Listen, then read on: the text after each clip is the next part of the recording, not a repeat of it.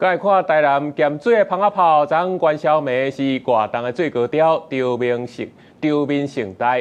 今年同款是有人去炮仔炸着伤，加在是无发生重大意外。另外，昨暗晚8点的时阵，这南西是又搁发生规模5点控的地震，加在是无传出灾情。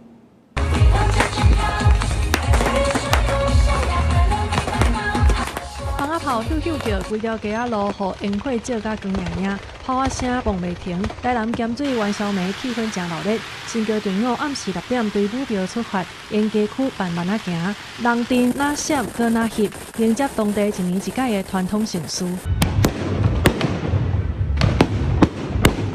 5岁10岁的烟火真灿烂，有游客是头一届来，就伫炮仔声当中感受刺激甲感动。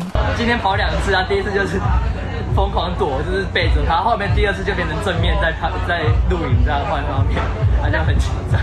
蜂仔炮咧放的时，暗时7点52分，伫台南市南西也发生规模5.0的地震，游客也有收到国家级的警报，加在并无传出灾情，现场活动继续进行。刚才录影的时候，风炮一放，我以为怎么说风炮威力这么强了，地板都震了2下。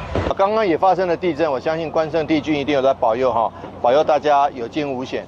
这届有数十万支蜂仔炮同齐放，威力真惊人。真侪民众伫安全无挂手笼来参加，也有外国游客摸国旗，谁人注目。不过也是出现一寡受伤的案例，大多数拢是头壳甲手无防护受到影响。站在正中央就被打到，被打到哪里？眉毛上面。它就飞出来，我离很远呢。我怎么它突然乱窜？很多人会以为风炮其实只有在现场最靠近的时候才有危险性，其实在周围风炮还是有可能会波及到，所以很多是意外被射到。根据武庙的统计，今年元宵暝虽然不是假日，也毋过初2、初32天，也是剩差不多60万人来参加。有100档历史的咸水蜂仔炮，也是伫元宵暝城内信众加观光的人阵。记者综合报道。